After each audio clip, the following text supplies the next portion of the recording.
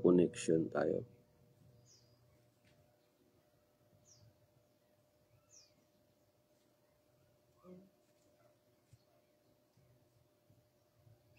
Slow connection. Okay, check.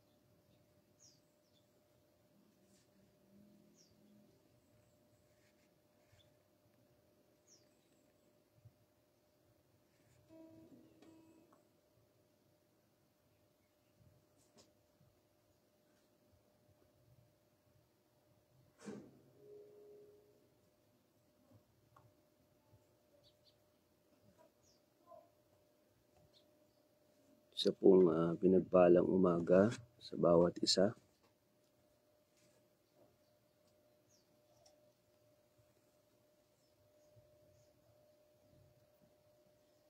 Live na ba? Tingnan mo nga, i-check mo nga. Parang wala. Naka-live na.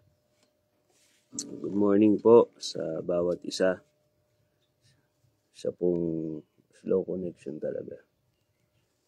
Isa pong mapagpalang umaga.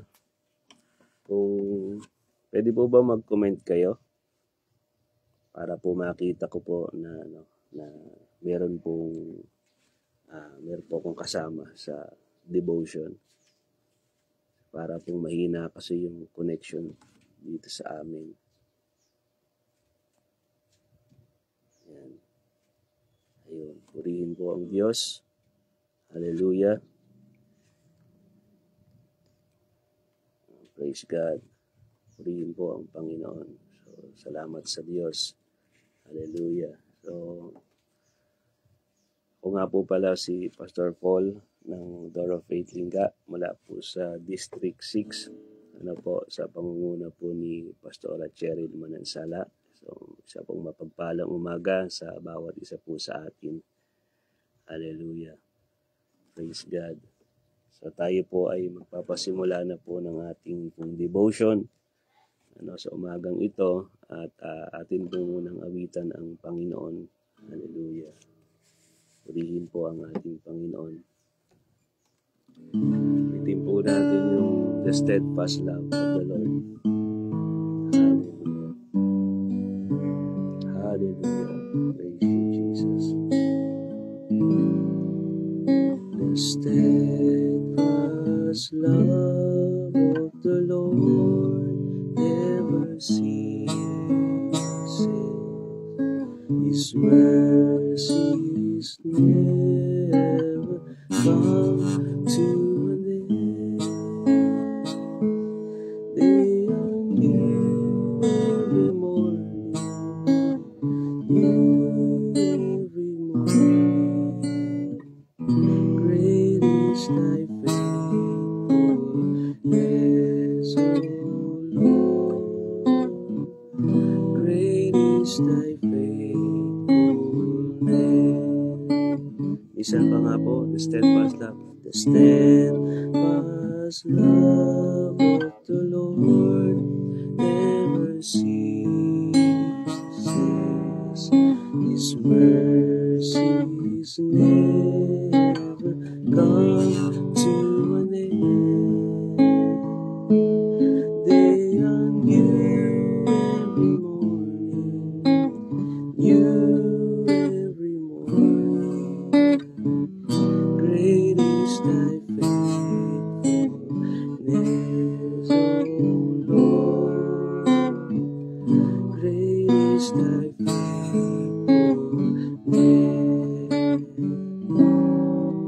The steadfast steadfast love of the Lord never ceases.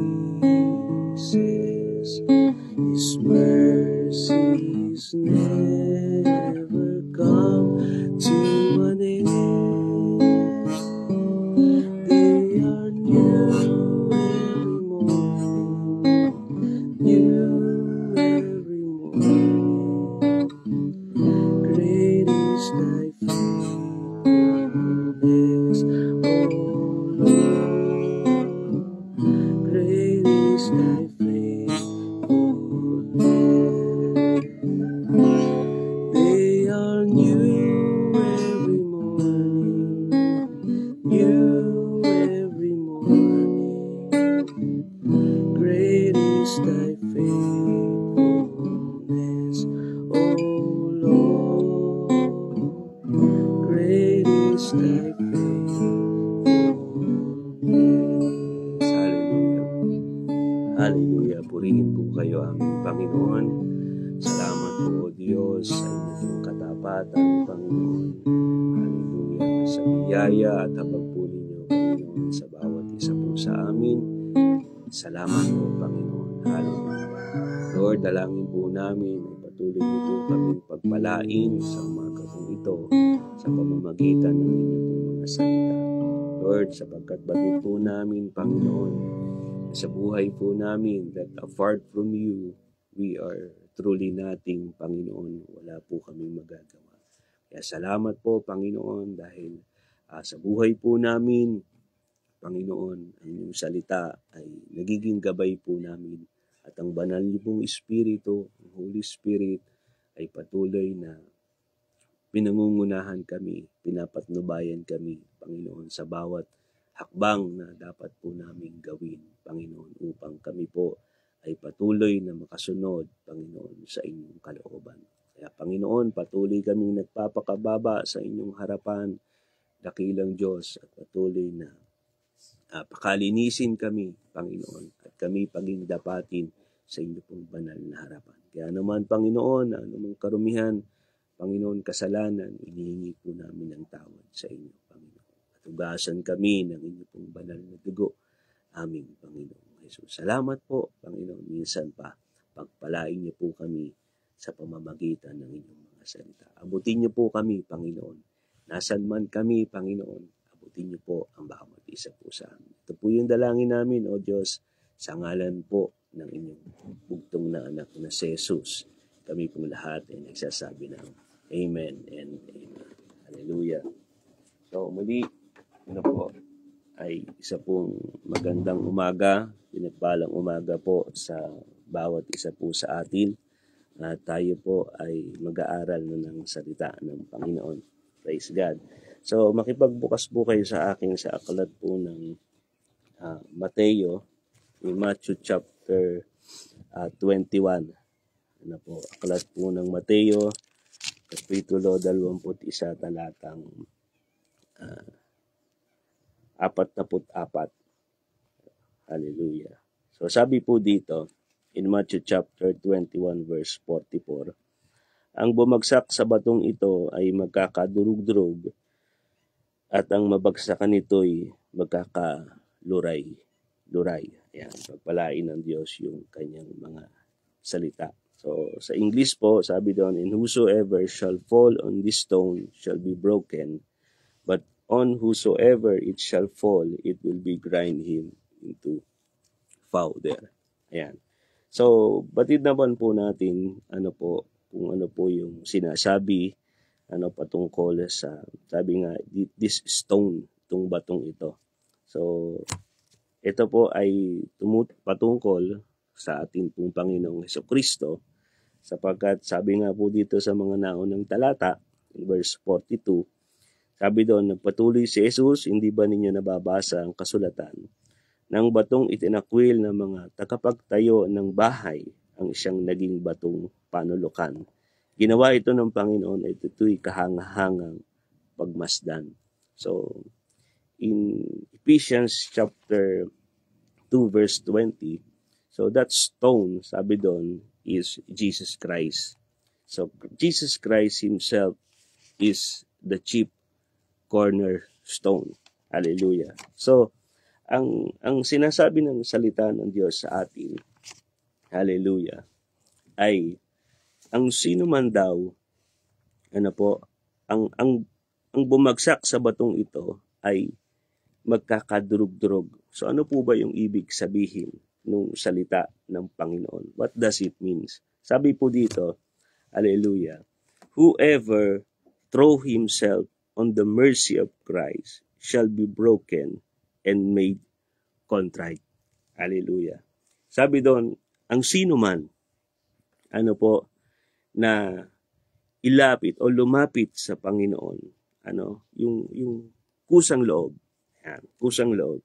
Sabi doon, throw himself on the mercy of Christ shall be broken and made contrite.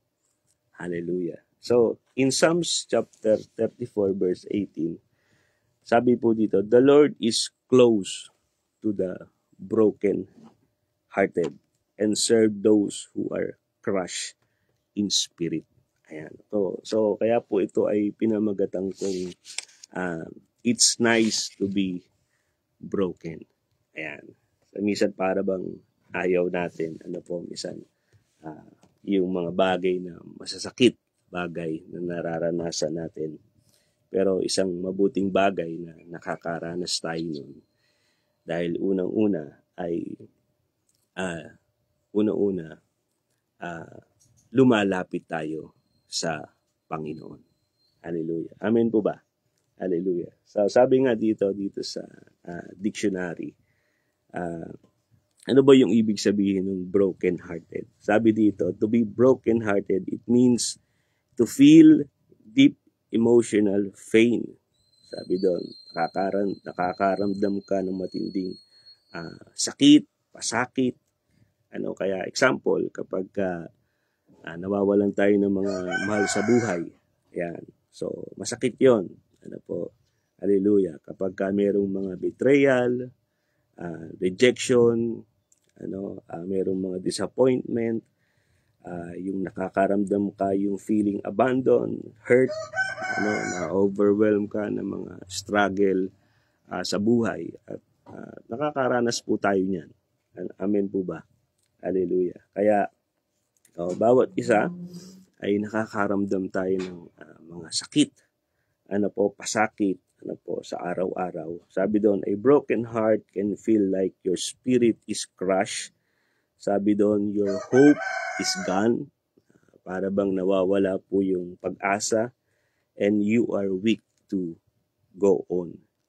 But ang katotohanan, sabi doon, ang Diyos, nakikita niya po yung atin pong nararamdaman.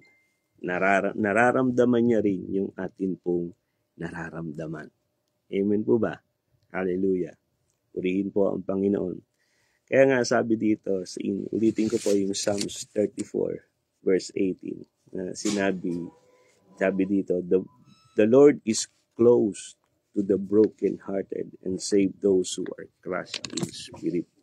Sabi ito po ay nasulat, sabi nga ni David, na nakakaranas po din si David ng takot, panganib, rejection, pagtanggi at maging kalungkutan sa buhay niya, kahit na siya po ay well known bilang sa ating mga Kristiyano.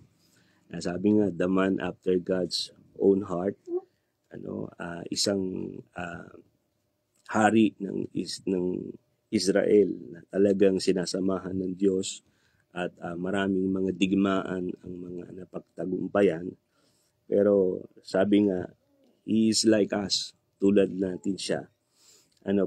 Hallelujah, na nakakaranas din po ng mga bagay na takot, panganib, rejection, kalungkutan, at maraming mga problema din sa araw-araw kahit po siya ay hari. Hallelujah. Meron nga pong pangyayari kay David in 1 Samuel chapter 21 kung saan ay yung tinutugis siya ni Saul, at sa pagtakas niya ay napapunta siya sa isang lugar kung saan ay hindi kalahi, hindi Hudyo. So, sabi doon ay may nakakilala sa kanya, at syempre siya po ay sikat, maraming nakakakilala sa kanya.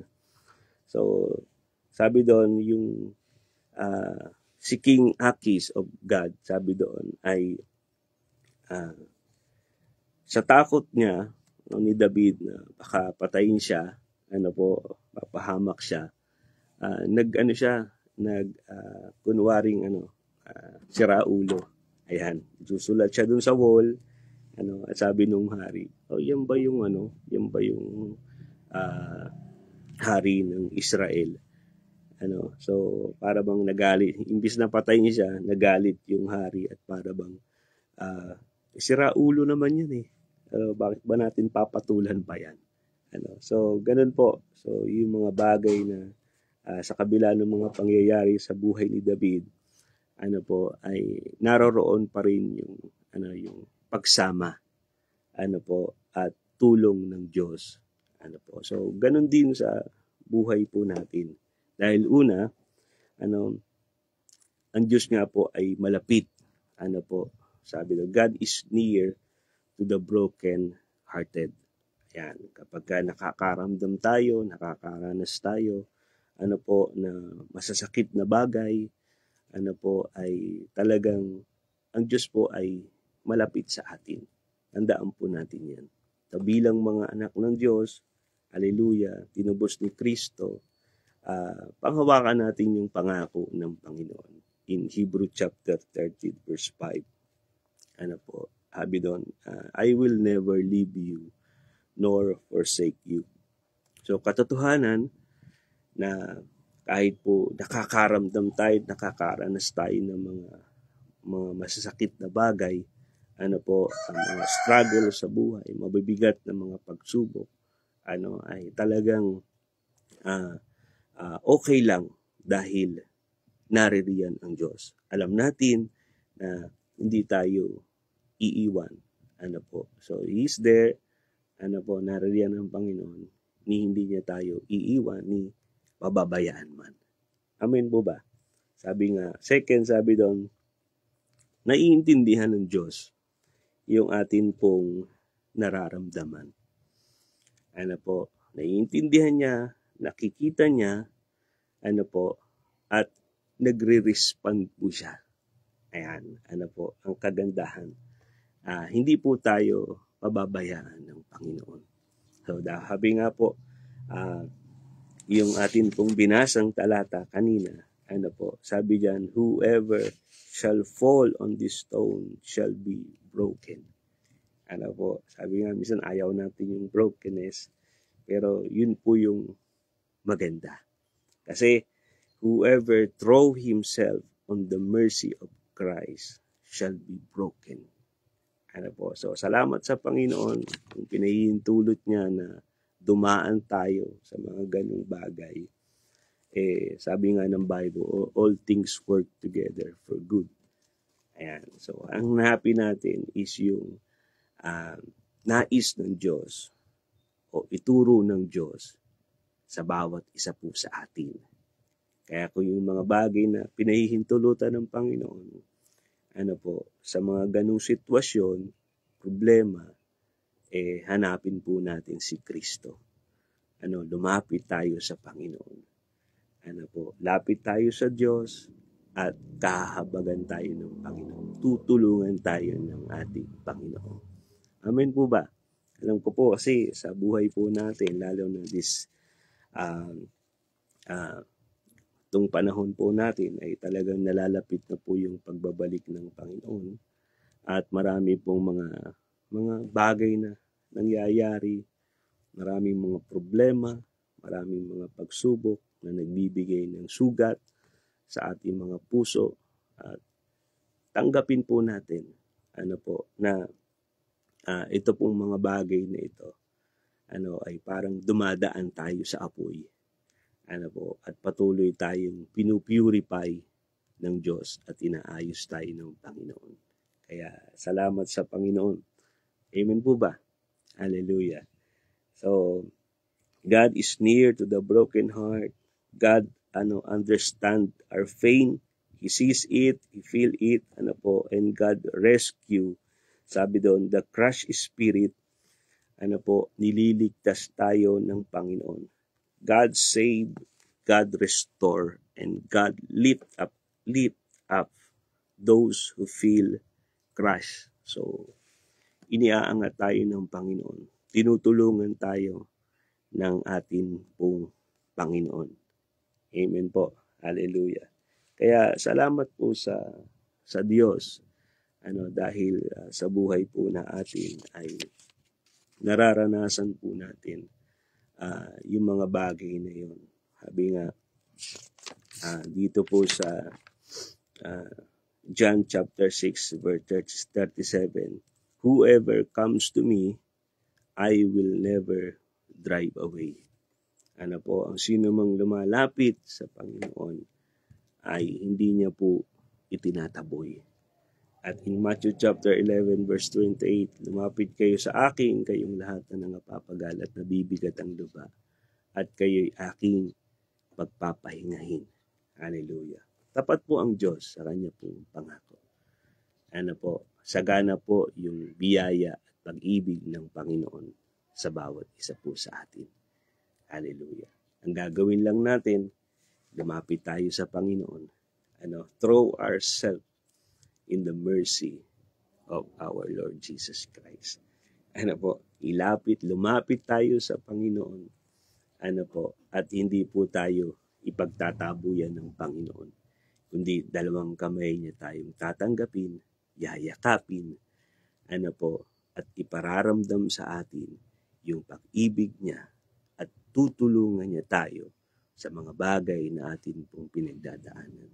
At patuloy na mas mararanasan po natin yung gaano kalalim, gaano kalawak, yung pag-ibig ng Diyos sa bawat isa po sa atin. Kaya salamat po sa ating Panginoon. Salamat po sa Diyos dahil ang Diyos po ay palagi naririyan, palagi po siyang handa na tumulong, lagi po siyang handa na abutin, gabayan ang bawat isa po sa atin. Naalala ko nga po yung sa aklat ng Pilipos, sabi doon, Philippians chapter 1 verse 6, sabi doon, siya na nagsimula ng mabuting bagay sa atin, siya po yung magtatapos o magdadala po sa atin hanggang doon sa dulo. Kaya anuman yung atin pong nararanasan, mga kapatid ko kay Kristo, hallelujah, naririyan ng Diyos, nakikita niya yung ating nakikita niya yung ating sitwasyon, nararamdaman niya kung ano yung nararamdaman natin. Wala tayong dapat ibang lapitan at puntahan, kundi sa presensya ng Diyos lamang. Amen po ba? Hallelujah. So, purihin po ang Panginoon. So, salamat po sa Diyos. Hallelujah. At tayo po ay manalangin. Hallelujah. Aming Ama, aming Diyos, salamat po sa kabutihan at biyaya ninyo, Panginoon, sa amin. Na inyo pong mga anak, mga pinili at hinirang. Salamat po muli, Panginoon, sa biyaya at habag ninyo na sa umaga pong ito na ipinagkaloob ninyo sa amin.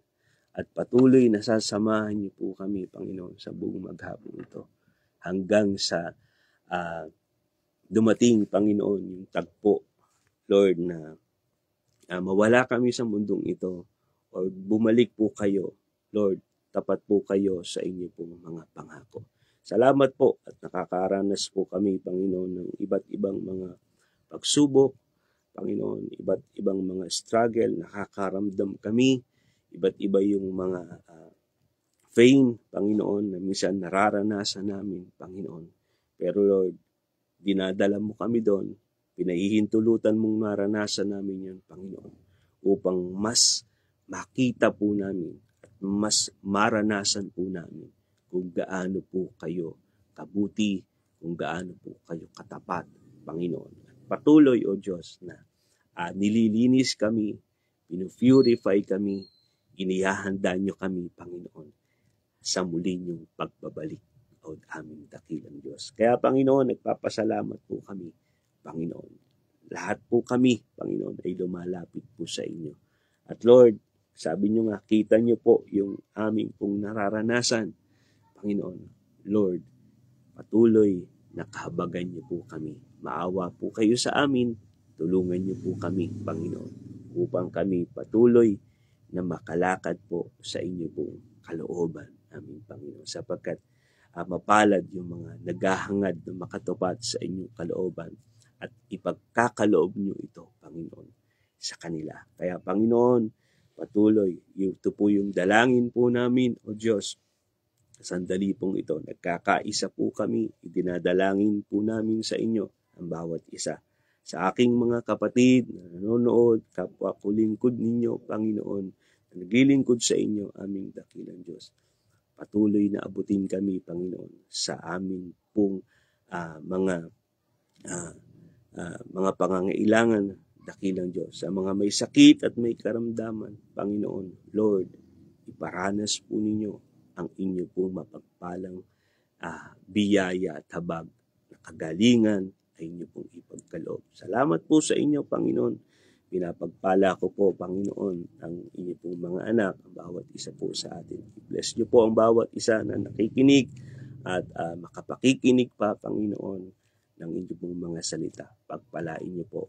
Hallelujah. Salamat po. Pagpalain niyo po, Panginoon, ang aming pong Pastor Joseph, Panginoon, ang kanya pong buong pamilya, ang Masaredo family, Panginoon. Hallelujah. Ang pamilya ng Pastor Masaredo na ginamit ninyo, pagpalain niyo po sila at patuloy na gamitin pa, Panginoon. At lahat po, Panginoon, ng supervisor, Panginoon, ng District 1 hanggang District 9, bless them and their family, Panginoon, at maging ang mga kapatid po ng pastor, mga kapatid po namin, mga lingkod yung mga direct pastors, elders, leaders, Panginoon, ng bawat churches ng Door of Faith. Pagpalain niyo po, Panginoon. Salamat po. Minsan pa, Panginoon, salamat po sa biyaya at habag ninyo, Panginoon. Samahan niyo po kami sa buong maghapon.